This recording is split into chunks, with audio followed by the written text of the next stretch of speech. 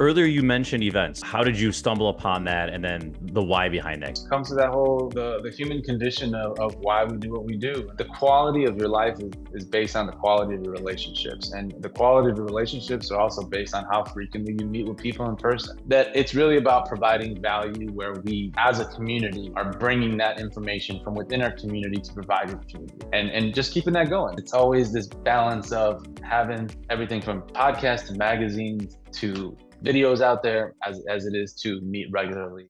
Welcome to another episode of the Straight Up Chicago Investor Podcast. I'm Tom Shellcross. With me, as always, is Mark Ainley. Woo! Mark, been a while since I got to do that. We've been doing a lot of live ones. It has, man. I'm telling you, we set out to do 20% in person this year, and we've actually done 20% on Zoom. So it's been fun doing it not on Zoom. Yeah, it's good to be in person. And today's guest, I've been wanting to have him on here because he's a master networker. He's doing something for a bunch of different communities here in Chicago, but he has a large focus on real estate investors, on lenders, on realtors, and he just knows how to bring people together, helps people be their natural selves, or helps them be their vulnerable self to ultimately grow their business. And today's guest, I've known for about 4 years. I got to be a guest on his podcast during COVID. And I'm excited to have him on here today. So without further ado, all right, Tony Arce, man, welcome to the show. I feel like this has been a long time coming. It has been. Thank you so much, Mark. Appreciate it. Hey, you had me on your show, man. You realize that was I remember wearing a mask to your house over there in West Loop and during COVID time. So it's been a while. It's been a while, and it seems like another reality. Like did that really happen? Was it a bad dream? But here we are, right? We survived. No, and congrats on all the success and everything you guys have accomplished. I love what you guys are doing, and Chicago needs more of this. Man, you have, when I first learned about what you're doing back 4 years ago, I was really excited. You invited me to be on your show, and I got to go to a couple of your events so far, and you do a lot for the real estate community. So I was excited to have you on our show to kind of talk about really what you do and why you do it. Because I think there's always something interesting about people that are trying to provide value to create success for other people. And you've done that pretty well. And I always love picking the brains of people like you. So I'm excited about today's show. No, thank you, brother. Thank you. Yeah. My dad was a realtor for a long time, and I just grew up in that space, or being the son of a realtor, right? And I think what I always correlated it to was community, and not knowing the importance of community until you go through stuff in life, right? That you'll hear me talk about my faith a lot. That's a big driver of it.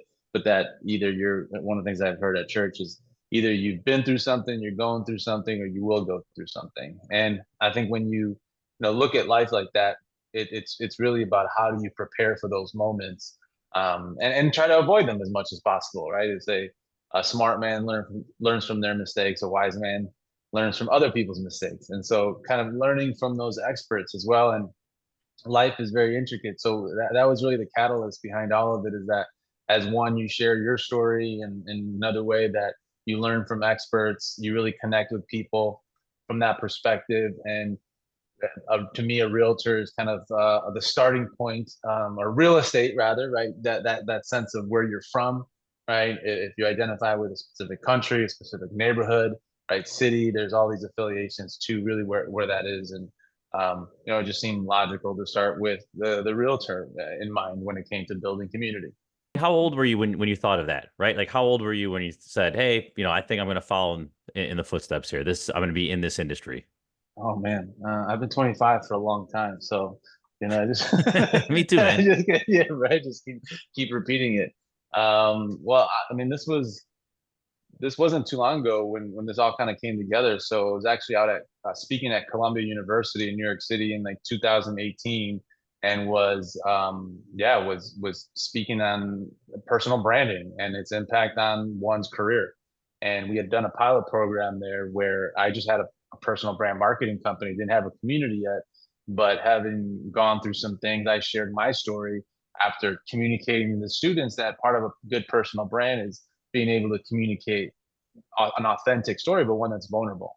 And the students were being very vulnerable with things that you wouldn't expect people to be so forward about, right? Things that are traumatic, everything from child, I hate saying it, but even like child molestation and things like, rape or abuse to death and, disease, things like that, where you're like, wow, this is true vulnerability. And I didn't have that when I was, communicating that to people in terms of my brand. And so just was public about it for the first time, shared my story, had someone come up to me, a student, tell me that, they're ready to take their life that day. They grew up in atheist China or in an atheist family, but that even the country is atheist, and that somehow this voice of God, and not really knowing what that was, but having gone to this event where I was speaking on personal branding of all things, she got from that message that there was more to living than the troubles that she had been facing. And that was the light bulb moment for me of, as we share those stories, we really connect with people. And at the end of the day, a consequence of it is oftentimes business, right? That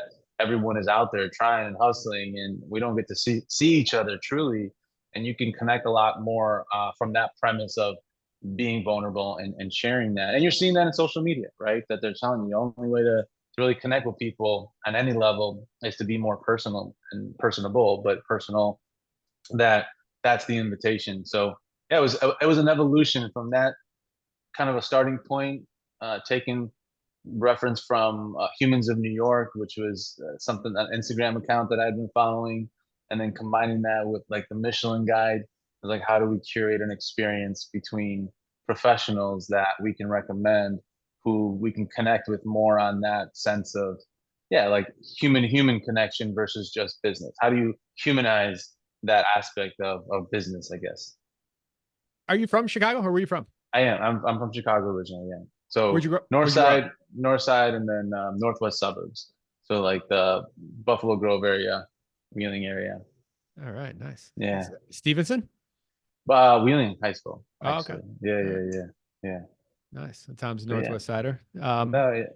I you grew up around here. You grew up. You went away. You went to Columbia, New York, or No, so I just went there to go speak. I didn't even graduate from college. My background was in IT in the Marines, and so I've always been, yeah, just that. And then with photography, with media, was something that I was passionate about, and it was a way to connect with people, right? Because there's something that happens when you're holding a camera and people are trusting you. It's sometimes, the bravest of men, right? They're very eloquent, but you turn the camera on, some lights on, and it's a different person.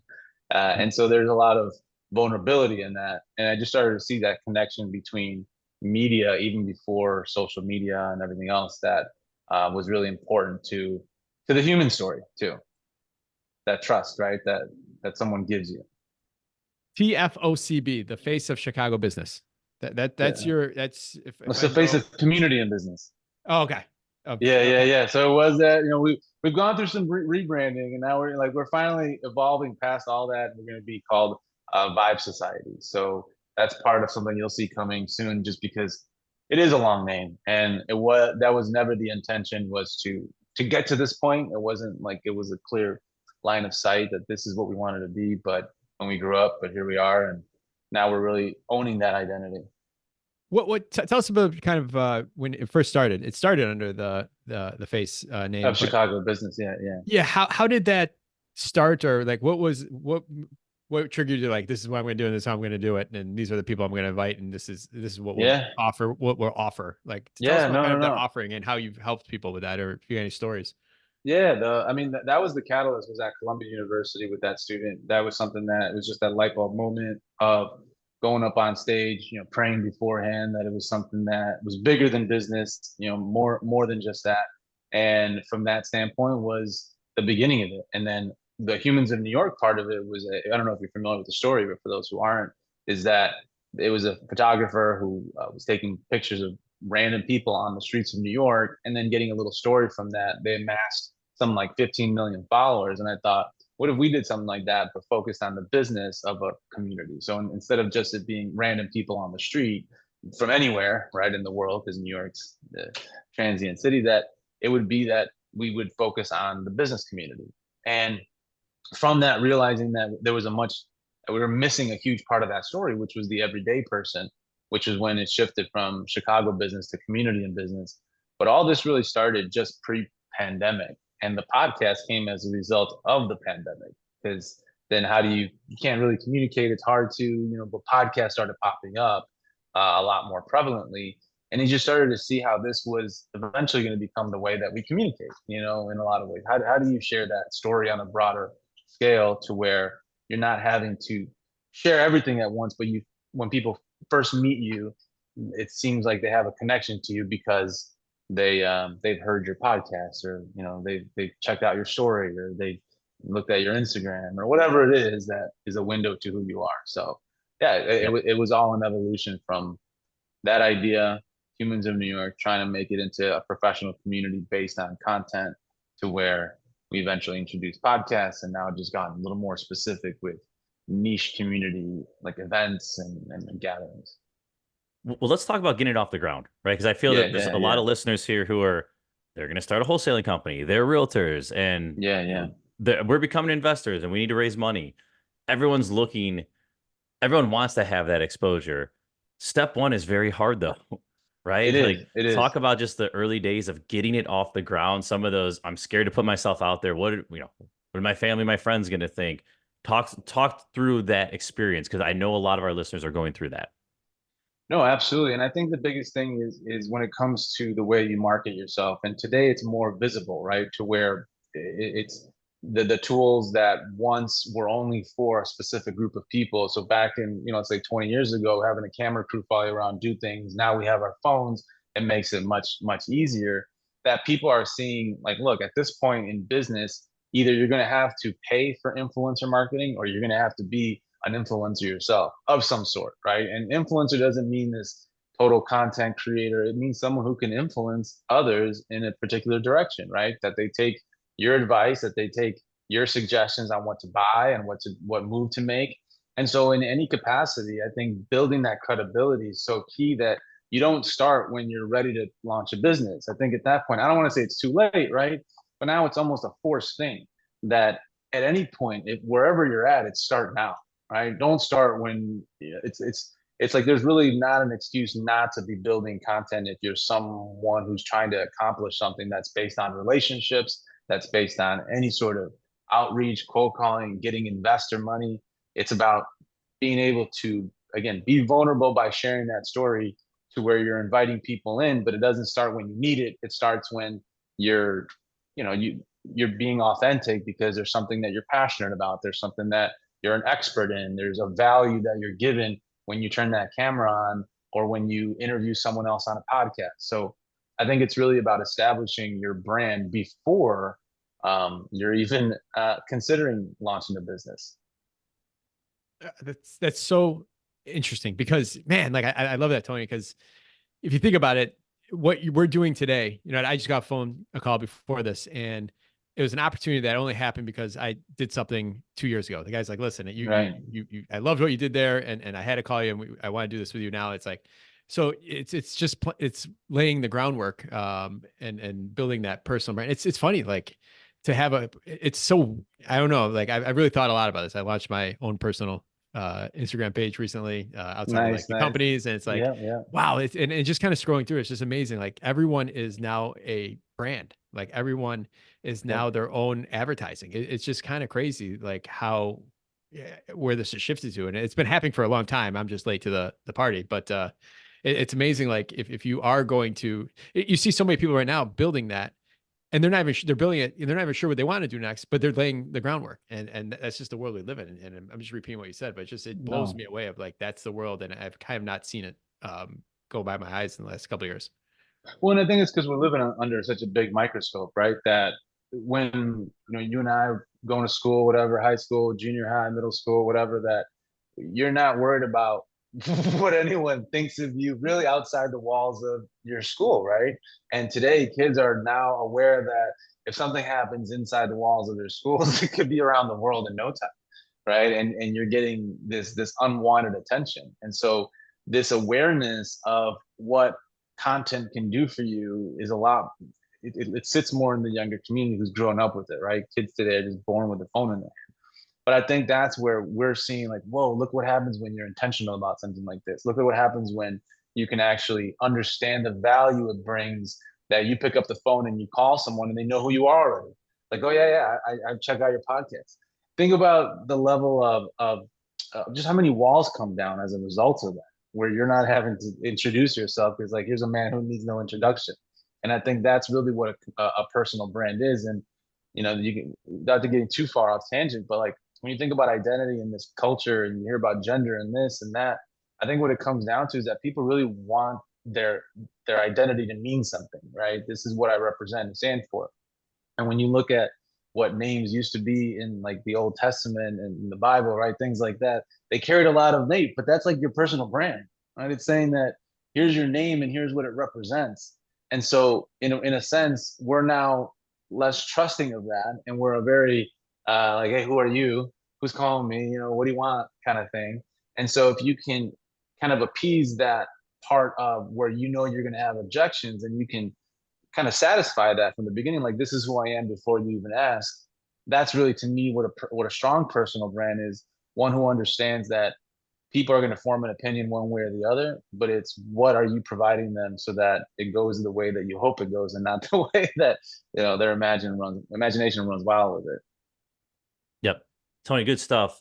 Let's kind of take the inverse here. Where have you seen this gone wrong? Meaning, you know, people who go out there try to build this brand. What are some of those? Oh, hey, yeah. don't do, you know, the list of 5 things you should not do as you're trying to do this.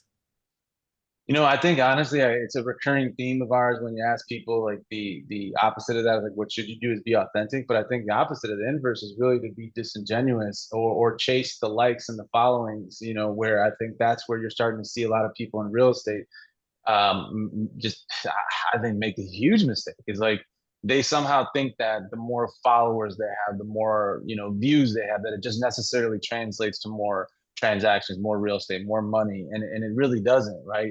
It's the quality of those followers, it's the quality of those views. It's and so if you're catering to that, then you're going to change how you perceive success, right? That if you gained a follower, but you might have lost an investor, right? Or a potential client, then is that really you know a service to you? And I think a lot of that just comes with when you see how a grown man or woman who's a professional is now all of a sudden, and I'm not saying it's all bad, you know, the dancing and all that, you know, that's one thing. But when you start to see that they're mimicking what someone is doing as a child because they're getting attention, and now you're trying to compete on a platform on social media when that might not be your target audience, right? Your target audience might be Googling you and looking for YouTube videos because Instagram is more about that hook of keeping you on Instagram. And so if you start focusing on that, then you start working for Instagram versus realizing that you're missing the mark on actually creating content to those who are looking for that information that you could provide them, if that makes sense. It's funny. My little Instagram journey here the last couple of months, it's so easy to like, oh, that's a great idea. I should do that too. And it's like, dude, that the people that actually that I want to, my community, the people I want to attract, like they do not care if that's how my video looks or I do that. But there, it's really easy to get sucked down that like, Very oh much. man, I should be doing this or doing that. But at the end of the day, I think what's came to me is understanding the community I want to build on there. And listen, I've talked to more Chicago real estate investors on Instagram in the last 2 months than I have in the last 2 years, like in any other way. So it's been a great piece of access and a great way to get out short messages. But like, yeah, I can see how people just get sucked right into that followers. Listen, there's a couple of moments where it's like, oh no, I lost a follower. It's like, why did you not? It's like, like sitting there Saturday afternoon, like just sad because I lost somebody. Like, what did I do wrong? It's funny how you got snapped. You're like, whoa, what am I doing here? But I think that's such an important point of as you do something like that, right? And I hear a lot of that when it comes to people finding faith in the middle of their identity. So all of a sudden they're like about one lifestyle, and then they're like, oh, now I'm something else. Then you see that instant drop of I just lost 300,000 followers, right? And it's because I made this one statement or now identify in this way that it's really about it's more of a barometer of filtering, right? That you have to say, I'm really trying to be selective about people who are truly engaged with me, then why am I concerned with that person who dropped off who would never have done business with me in the first place, or you know would only be there to heckle, if you will, right? that it's just, why deal with it? But if you can filter those out, and the people who are there because they actually value the content that you're sharing, that's your audience, and that's what you're doing it for. And if as a consequence of that, you get more followers, then that's just icing on the cake. Well, bringing something back to the real estate community here in Chicago, I was talking to a banker a couple weeks ago, and it was about Instagram, and he told me that their review committee, now it's a community bank, now has a checklist. One of their checklists is to check their social medias. Is their LinkedIn page professional? Yes, no. Do they have an Instagram page? What kind of content? Yeah. Like, so they literally, and you would think in like a stiff banking environment, which community banks are still kind of like that, that they would not have that, but they actually have that. Now, I imagine if they have it, a lot of other ones have it too. So some of that kind of looking forward and demonstrating your expertise, or maybe showing that you know how to do rehab. Yeah, you have influence, or you know how to do rehab, or you know how to follow the rental laws, will look good against some of these banks trying to underwrite you. And I think that's a great point, is that you use it for where people are looking for that information. And so if you're an employee, right, looking for a job, you post knowing that they're going to look, then you present yourself well, right? Then now you start thinking about that. Well, how do I communicate exactly what you just said? How do I communicate that expertise, that level of proficiency in something, so that makes me stand out from everyone else, on top of the fact that, you know, even students today getting into colleges, universities, that's a huge part of it. I know University of Chicago a few years back did away with standardized tests. I think they're now reintroducing it a little bit, but that it was about who are you? The test scores weren't an indicator of academic success, but that if you could show, you know, who you were as a person, that would be a better indicator. And so that was how you apply to college, and that you're going to see that a lot more in I think in life.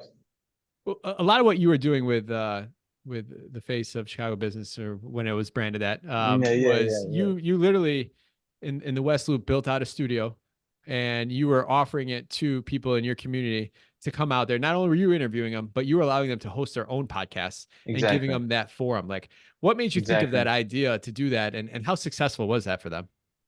You know, it's to me, it's the success comes in the testimonies, right? Which are that the very thing that they were seeking to get out of it is what they got out of it. Meaning that if it was to someone that reached out as a client, someone that they got business out of it, right? Someone who connected with them for, you know, their call to action, whatever that was, to engage with them somehow. You know, I had one who was a host who interviewed a member who interviewed their guest. And they said that as a result of it, a brother who had been estranged for some time heard the episode, empathized with her story, not realizing, because there was a big gap in age, the struggle that she had been through and all the adversity.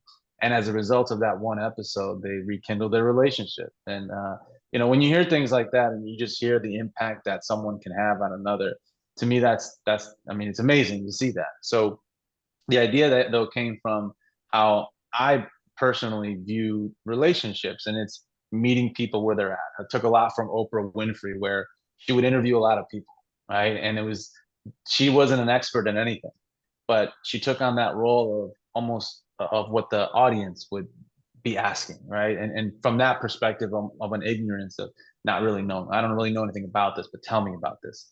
And so that's how I looked at it. Like, I don't have to be an expert in wine to host a sommelier podcast, but I also don't have to be an expert in fitness or in finance or in real estate.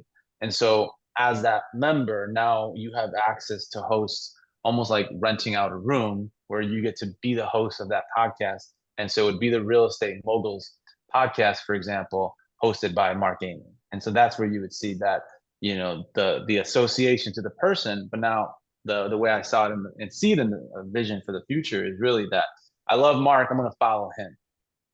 And so then I follow Mark, but I also follow the Real Estate Moguls, right? And so there could be different hosts and different content, but now there's that way. And so as it grows, you're able to, you as Mark, interview people without having to be an expert, build relationships that way, but it's meeting people where they're at. So as you meet an artist, you interview them on the artist podcast. As you interview a real estate investor, you interview them on the real estate podcast, so on and so forth.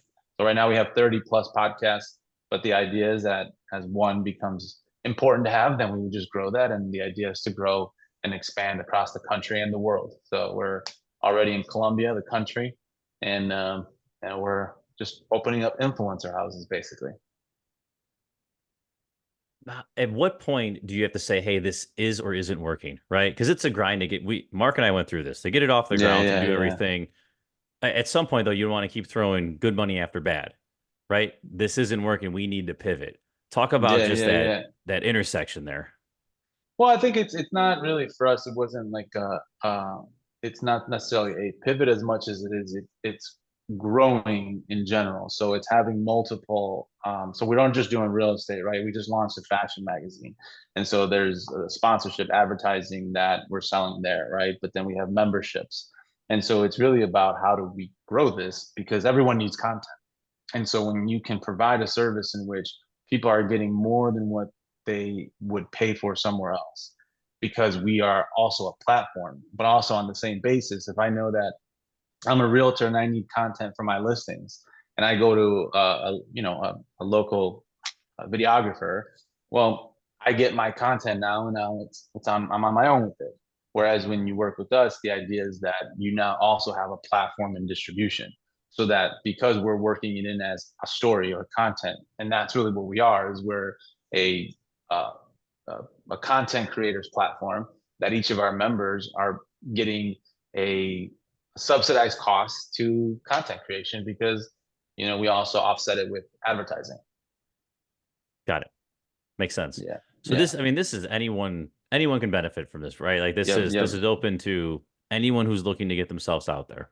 Anyone, right? And then that opens it up, though, because what you find is that a lot of people, want to invest. For example, you have young professionals in tech that a lot of times are making $250,000 a year, and they're not investing in anything, and then they're looking for that, right? And one of the things you're seeing a lot of is real estate.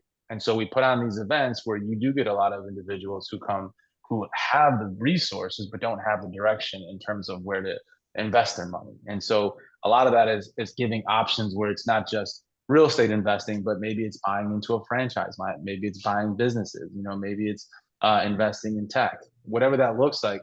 We want to be able to provide a community where people can feel safe to ask those questions from experts, and that we act as that kind of middleman, where we're saying, look, it's valid, right? These people we trust, these are people we vetted, and they come from different industries.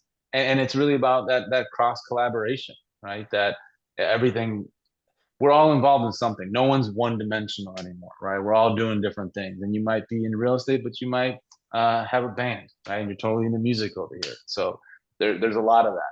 And so we're just trying to give people an outlet to express themselves in a way that makes sense as a collective. And what you're hearing a lot of too now is, as important as personal branding once was, now what's equally as important is community branding. So it's being affiliated with communities that have a strong community brand as well. And that's what you're going to see a lot more of in the future. That I think is just not going anywhere. I think it's important to belong to places that are doing good things and are putting out good content. He's got your number, Tom. He knows you're into music too, and real estate investing. Recruiting me here. Yeah, right. All right. So Tony, earlier you mentioned, not sorry to cut you off. I was going to say, it's to invite musicians on that don't have necessarily a real estate background would be, I don't want to say a tough ask, right? But it might just not make sense for them. Like, that's cool that you want to have, what would we talk about on your real estate podcast? Whereas being a part of our community, you meet, whoever your favorite, you reach out to your favorite musicians and you say, I'd love to have you on this podcast, and it's focused on artists. It makes a lot more sense from that perspective. So it's not that you'd ever have to give up on something, because you could have that identity. You want to maintain that identity professionally as someone who has their foot in real estate permanently, but also that you are this other person and you belong to this community of content creators where it makes sense for you to connect outside of real estate. Yep, that makes sense. All right. Earlier you mentioned events. You said that was one of the things you guys are hyper focused on. Yep. Why? Like, how did you stumble upon that, and then the why behind that? Because that one surprises me. So I'm interested to hear. No, yeah, and honestly, it just comes to that whole the human condition of why we do what we do, and I think we all want to belong to things. It's important, even just the quality of your life is based on the quality of your relationships, and the quality of your relationships are also based on how frequently you meet with people in person. I mean, it's just something that we need to do as human beings. It's a love that needs to be there. It can't be superficial. There has to be something that truly binds us, or that's organic. And so we do these happy hours on a regular basis, for example, where I took it from the Jewish culture of Shabbat, right? They meet every Friday, and I thought, how cool would that be? Where you just know you have a place that you can go for a happy hour during a small window, and meet with people. But then it's just as important to provide events where people can come to learn about personal development and learn from experts and learn from people in their community. That if there was more there, that they could hire them maybe as a coach or as a therapist or as whatever that looks like, or ask them to be a mentor. And so then, on top of that, like industry events that, Mark's been to a couple real estate events here where we put investors together, or put marketers that help realtors connect with clients better. Like we're having one coming up here in a couple weeks. That it's really about providing value where it's as a community are bringing that information from within our community to provide to the community, and just keeping that going. So it's a flow of just as important as to create content. It's as important to meet, but then also taking the opportunity to meet to create content. So it's like, it's always this balance of having everything from podcasts to magazines to, just videos out there as it is to meet regularly and provide access for people to meet regularly.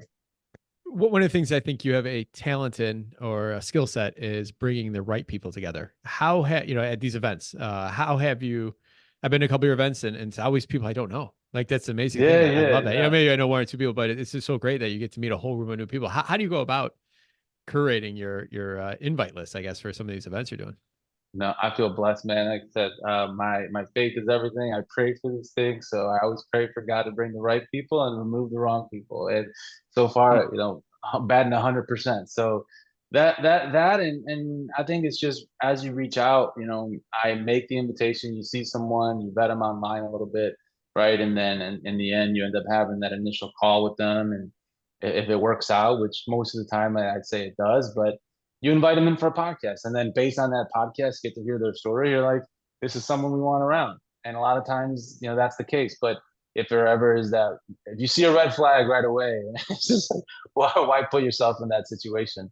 Maybe this isn't a good fit, and let's just leave it at wherever it was, whether it be just the initial Zoom call or the podcast. I guess thinking in hindsight, you did that with me. You had me sit down on a couch. Like, it wasn't like going to the studio and start asking questions. Like, you sat me down, you offered me water, we chilled there on the front. Like, you let me take my mask off. Getting to know you. Yeah. Yeah. But it's important. You know what I mean? Like, yeah.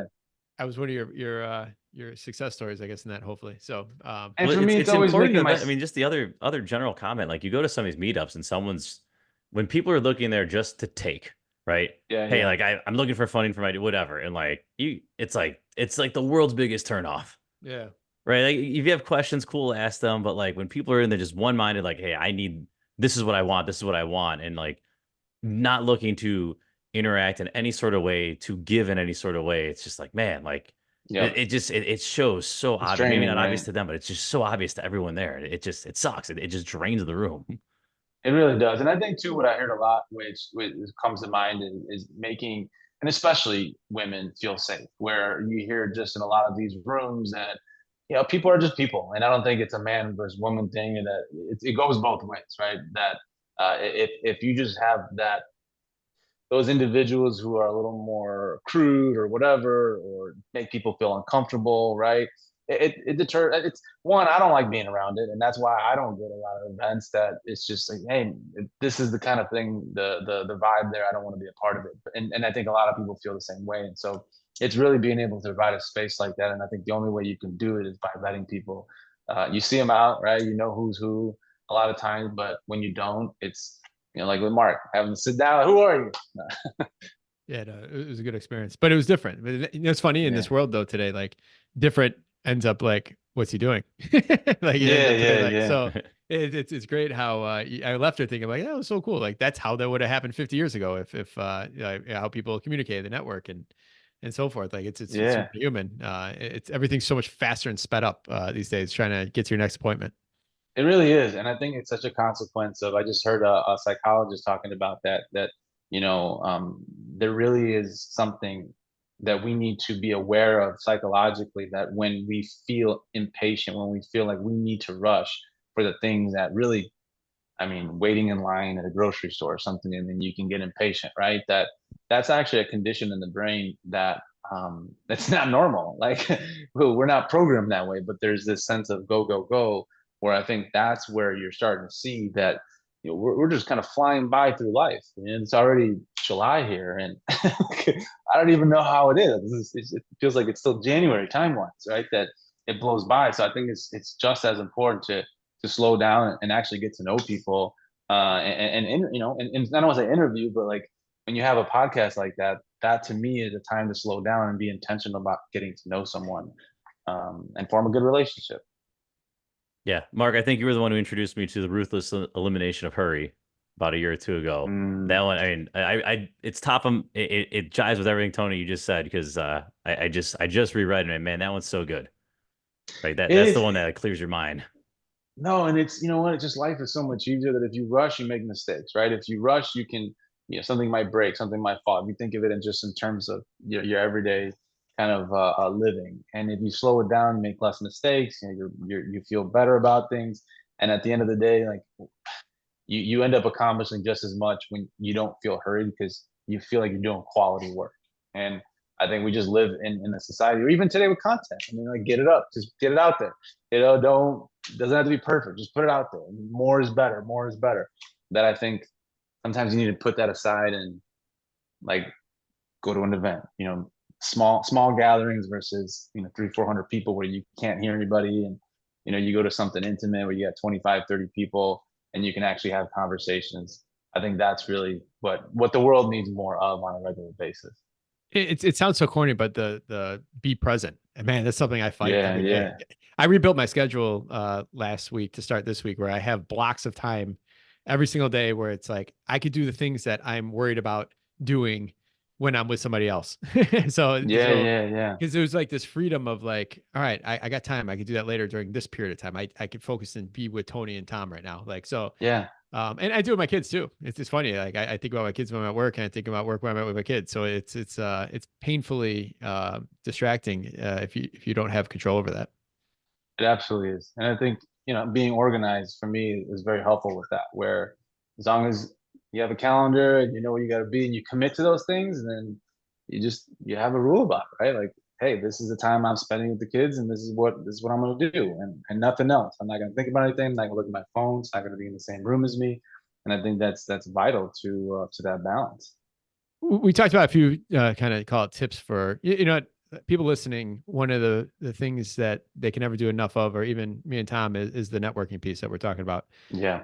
What are some other kind of best advice about being a good networker, or being, you know, a person that might bring people together or connect people? Like, because I really think it's a struggle for a lot of people these days just to commit to going somewhere, let alone being present when you're there, and let alone not being the person asking. So, well, also, let's say you're new and you don't have much to offer, right? Yeah. You want to be in the room with these people, you want to learn from them, but you don't have, or you know, you're just struggling to say, hey, where do I fit into this puzzle? Absolutely. No, that's a great question. And I think, you know, it's a tough thing to go out there. And a lot of times you go to these events and, you know, you start going to the same one, you start seeing the same people, and you know, it's tough to be in a room, and that opportunity cost. If I'm talking to this person who's not a good match, but now, you know, I'm committed to talking to them. And I think that's where, not to, you know, make it all about podcasting, but one of the things that I've noticed, take it for what it's worth, is that as you interview these people and show that you're building these relationships, that people start to identify with, oh, I know that person, or you know, I saw your episode from so and so that I know, that I follow, and you were tagged in it. And as you start to do more of that and show that you're the one interviewing people, and I'm sure you guys get this, right? That it's like, oh yeah, you know, you interviewed my so and so friend, or I looked at your website and I didn't even realize that you guys interviewed so and so that I know. And I think that's, in terms of networking, is such a powerful tool to be able to somehow show that or reflect that, where people can see it, where you're not like, hey, check this out. Here, you meet someone and do you know anybody here? Like, look through my phone book.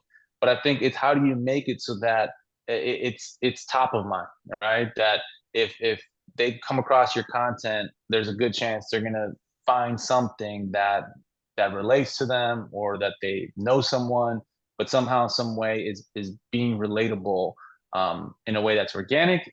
But I don't think anything can do that more so than just getting to know people, interviewing them, creating content with them, collaborating, and having that be reflected in your online personal brand, so that when people see it, they connect with it quicker. To answer your question? Yeah, I think so. Yeah, we put the studio, the in-person studio, in place this year, and one thing that I stopped doing this year is going out to lunch or coffee, or usually I just deny it. But now I invite him here, and we sit down and record it. So yeah. it's been, I mean, no, it's the same thing, right? Yeah, and we get just as much, and we brand it as straight up, if it's a broker, straight up broker interview, or top broker, or whatever we call it, and then we throw it up there, and it's actually pretty good content. It's actually gotten some pretty good following on some of that stuff. So it's just a way to kind of put that out there. Here, Tony, you'll laugh on this, and me and Tom always laugh on this. Is people, when they see me and Tom out like alone, they always like, hey, so what's Tom doing today? I'm like, dude, I don't know. Like they just like, hey man, what's Tom up to this week? Or how's Tom's summer going? It's like, man, like I don't know. Like we're Eddie and Jobo, baby. Yeah, right. Like, there you go. It's just like kind of just know, like, think we know what each other are doing all the time. It's funny. Like I don't take it personal, but that's what we're that's how people associate us, is just being connected at the hip. Like, so it's kind of funny. Well, and that's an important thing to note too, that when you start doing that, that you see actors go through that, right? When they get in a certain role and now they become that actor. I heard like Carlton from Fresh Prince of Bel-Air. He couldn't get out of that. Pee Wee Herman. Pee Wee Herman, same thing, right? Yeah, poor guy. But yeah, so that is important. A lot of times, in real estate, maybe there's a point too, that you get that of realtors who haven't formed a personal brand yet, or they haven't focused on their own personal brand, and then all of a sudden, to that point you made earlier about starting out and marketing yourself as a business, that now they start to market themselves, and they're marketing themselves as this duo, this tandem, right? And now they're kind of locked into that. And I think that's something that should be considered also when you're doing that, because I mean, not to say, but in business, like in life, it doesn't always work out, right? And now now you're like, oh, you're that person, right? You're Tom and Mark, and not just Tom or not just Mark. And so that's where I think it's real important to build that personal brand from the get-go, and have that to where when you do come together with anyone else and you're collaborating and you're co-hosting, you're doing anything like that, that there is a distinction between the two. Yep. So Tony, you're doing a lot here. What's next? Like, where do you see the growth coming from? Where do you want to be, call it 3 years from now? Man, I think everything is changing. I think with fashion, there's a big element to fashion in the world where you're seeing it even in real estate. I saw something about like the Dolce & Gabbana towers down in Miami. So there, and you see things, brands like Supreme who put their brand on other brands, and collaborations like that. So I think what you're going to see is a lot of that. I don't think real estate is anywhere outside of that. I think it's right there in the middle of it, where you're going to need to brand things. You're going to start to see a lot of real estate being used for content purposes, right? Content houses, warehouses, that sort of thing. So it's just anticipating that, where how can we make the most use of our time, our finite time and resources, so that as we're moving about the world, whether it's traveling, whether it's forming relationships, that there's content coming out of it, there's opportunity coming out of it, there's goodwill towards others coming out of it. We're building communities, and it can all happen concurrently. It doesn't have to be one or the other. And you get the right people in the right room, creating the right content. It's like wildfire. It spreads, and what we're doing here in Chicago could quickly, spread to different cities, and you just see this kind of a bigger community, the society, the vibe society that we have, that will grow and just be linked up, across the country and the world to do good things, spread a good message, and do good for others. You've worked a lot with the realtors and mortgage guys and investors here in Chicago. Mm-hmm. Is that going to still continue? Like, what more are you doing with that? 100%. With everything we're doing, like I said, real estate's at the foundation of it, right? Just that the idea of community starts with real estate. However you're looking at it, when you're talking about a community that's meeting somewhere, there's a piece of real estate underneath it all. And so, yeah, it's just a matter of how does that all tie in together. And when we're thinking about doing anything that's, especially in the luxury market, with fashion being a big part of that, we're launching the fashion magazine, incorporating real estate into that, but then also offering content to realtors that are more geared towards luxury, so that luxury is recession proof. And by being able to create this sort of ecosystem, we're also able to market properties that way. So now it's this fashion type experience for content where we can bring influencers, do marketing activations at higher price listings, to where we move it a little bit differently than you would, your average American home kind of thing. So there's definitely ways that we're incorporating those lessons learned from different industries and trying to find fresh new ways of marketing properties for and realtors themselves, but in real estate. Man, we said the word community a lot here today, and yeah, it's something that I've only realized recently, but it's just part of the human element. Like, people want to be part of a community. And I think, you guys have your community. You've built a magnificent community. We have Straight Chicago Investors got a community. People like Andrew Holmes, they have a community, and people just want to be part of it. No different than in middle school, the cool kids, that was their community. You want to be part of that, right? And or the sports team, that you want to be part of that community. Like this is not anything different. It's just more magnified now. And I think if you're trying to achieve something, building that community that you can influence, I think is where we're going. And I don't know how much you've messed around with like school.com or whatever. Like, that's amazing. Like that, or Facebook groups, like that's kind of the next evolution of Facebook groups. But man, it's community, and you've built an amazing community, and it seems like you keep evolving on it. I just want to say thank you for everything you do.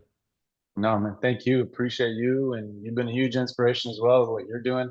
And, to see your success is equally as inspiring. And, however I can be of support, always here. You got a friend, you got a brother. Appreciate you guys. All right, awesome. Well, let's go to our wrap-up questions. You ready, Tom? Yes, sir. Oh, I'm ready. All right, Tony. We're not live. You can look at your computer and cheat the 3 questions you can't figure out. It's so funny. I went to go send him the questions today to make sure he was ready for it, and I realized I deleted the page because I thought I didn't need it anymore. And I'm like, so I had to go. I actually went into our folder, which I cleaned up this weekend, which is a different story. But all right, Tony, what's your competitive advantage? How have you been able to do all this while so many others wish they could be the collaborator that you are?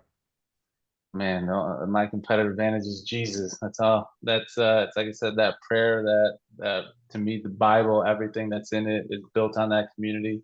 I mean, there's religion, and there's, I think, really following those principles, and that's guided me in everything I do. So first and foremost, I would say it's that above all things. All right. What is one piece of advice you would tell someone that has yet to buy their first property here in Chicago? Community. I mean, build that community as you really get out there and ask people, where to invest in, to see those opportunities.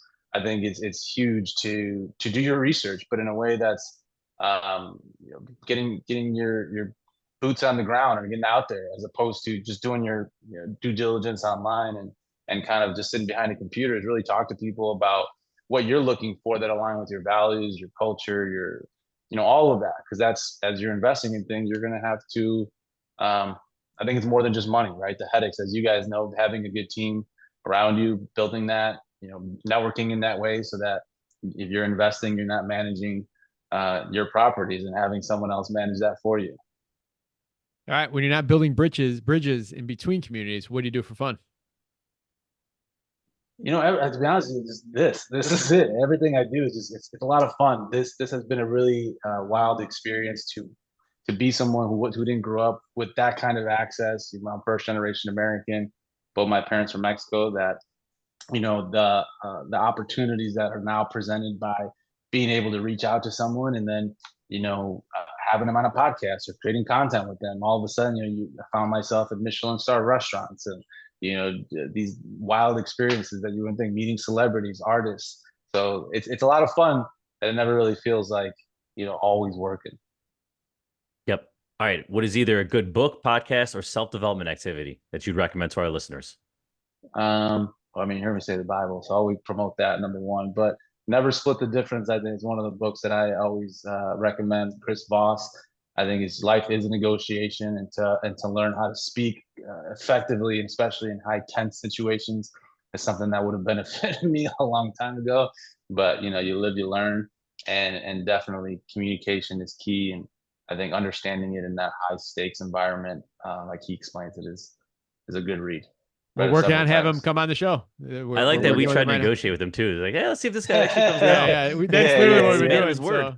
Yeah, hopefully awesome. we'll have that show roll out here later this year. But that's cool. All right, cool. Besides yourself, name one person in your network you'd highly recommend to other real estate investors here in Chicago.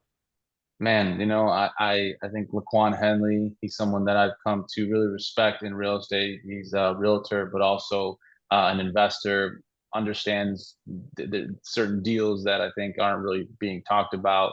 Like when it comes to foreclosures and the opportunities there to also not only be an investor, but also help people. And I think there's a lot of, we're fortunate to be able to have these conversations and, to have food on our tables, but there's a lot of people out there who aren't being able to make their mortgage payments, and to be able to help those communities out as well, I think is as equally important while you're benefiting yourself. All right. Awesome. Tony, you've provided a ton of value to our listeners. How can they learn more about you? Is there any way they can provide value to you?